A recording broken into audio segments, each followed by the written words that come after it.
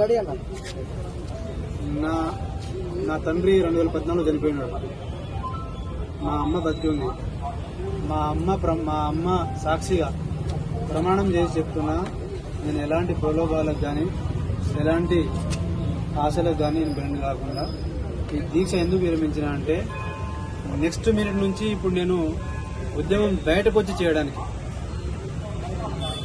నిరుద్యోగ ఈ ఉద్యమం ఏదైతే ఉందో మనం ఏదైతే చేస్తున్నామో ఇది బయటకు వచ్చి ఇంకా శక్తులు కూడగట్టి ప్రభుత్వం ఇప్పుడు ఇచ్చే స్థాయికి తీసుకొచ్చే, ఖచ్చితంగా మనం ఏదైతే డిమాండ్ పెడుతున్నామో ఆ డిమాండ్లన్నీ యాక్సెప్ట్ చేసే స్థాయికి మనం తీసుకురావడం కోసం 9 రోజులుగా నేను చేసినటువంటి ఆమరణ నిరాదీక్ష విరమించి ఇప్పుడు తినకుండా చేసిన, ఇప్పుడు తింటూ చేస్తా.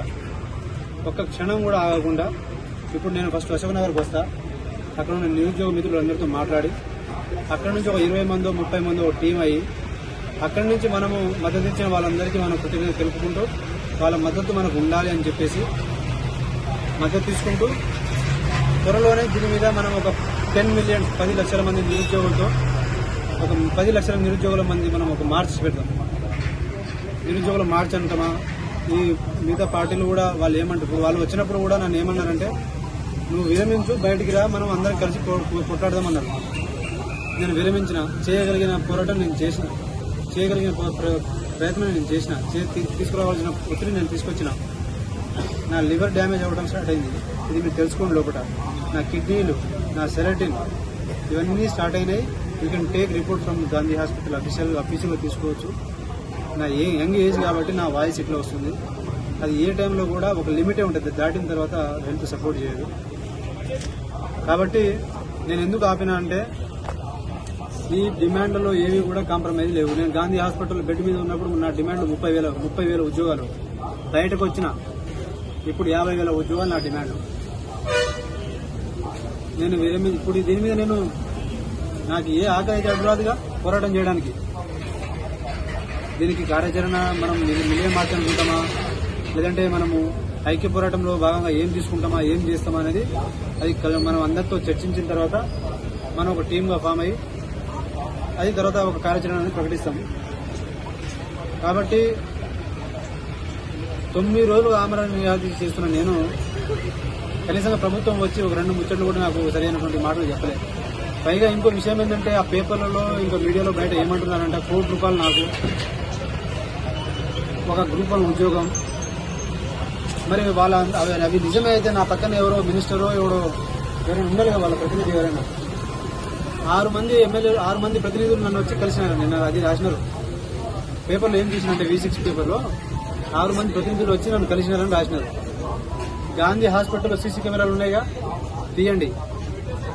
బదనాం చేయడానికి 9 రోజులు నరకయాత్ర చూసిన నేను. నా రక్తం ఒక్కొక్క రక్త బొట్టుతో నేను ఒక యుద్ధం చేసిన. నా బాడీలో ఏం జరుగుతుందో ఏం జరిగిందో కూడా నాకు తెలియదు. ఎక్కడ పెట్టినా కూడా రక్తం లోపల వెళ్ళట్లేదు. మన గ్లూకోజులు వెళ్ళట్లేదు. ఇవన్నీ మొత్తం అయ్యే, ఇవన్నీ ఉబ్బినాయి ఇక్కడ ఇవన్నీ. ఇదంతా బ్లడ్ క్లాటింగ్ ఇక్కడ. కాబట్టి ఇంత చేసిన తర్వాత వాళ్ళు బల్మూరి వెంకట వచ్చినారు. బల్మూరి వెంకట గారు వస్తే ఆయన వేరే వాళ్ళని కాంప్రమైజ్ చేస్తా, అంటే వేరే వాళ్ళని కన్విన్స్ చేసినట్టు ప్రయత్నం చేసినాడు. నేనేమన్నా అంటే ఒకటే చెప్పిన, నువ్వు ఏమైనా మాట్లాడు, but speak with a Jio. నేను 10 డిమాండ్లు పెట్టినా, నువ్వు ఏం చేయగలుగుతావు అనేది అఫీషియల్గా మాట్లాడు. నువ్వు నా చెవిలో ఊదడానికి, నేను నీ చెవిలో ఊదడానికి ఇదేం బావబామడితో సంసారం కాదు. ఇది నిరుద్యోగ సమస్య. అందరు రాజకీయం చేసినాడు. దీన్ని రాజకీయం చేయొద్దు అన్న ఉద్దేశంతో నేను మొదలుపెట్టినండి. నేను ఎలాంటి ప్రలోభాలకు, నేను మళ్ళీ చెప్తున్నా, ఇది బెండ్ అయింది కాదు. దీనిని ఉద్యమం తీవ్రతరం చేయడానికి నేను విరమించిన. ఇప్పుడు అశోక్ నగర్కి వెళ్తా, మాట్లాడతా.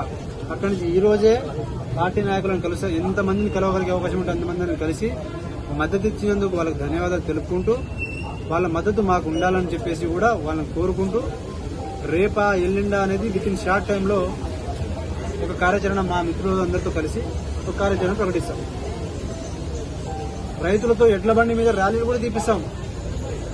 దీనిని విడిచిపెట్టేది లేదు.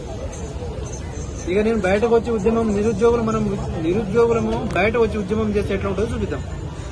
డెమోక్రటిక్ గా పర్మిషన్ తీసుకొని ఎవరు నష్టపోకుండా మన దమ్మేందో చూపిద్దాం. ఎందుకు విడిచిపెట్టాలమ్మా? 50,000 కోట్లు నువ్వు మూసి మీద పెట్టినప్పుడు ఇదే 50,000 కోట్లు ఉద్యోగాల మీద పెట్టు. 12 సంవత్సరాల నుంచి 34 లక్షల మంది నిరుద్యోగులు అట్లా ఆగిపోయినారు. వాళ్ళు పెళ్లి లేకుండా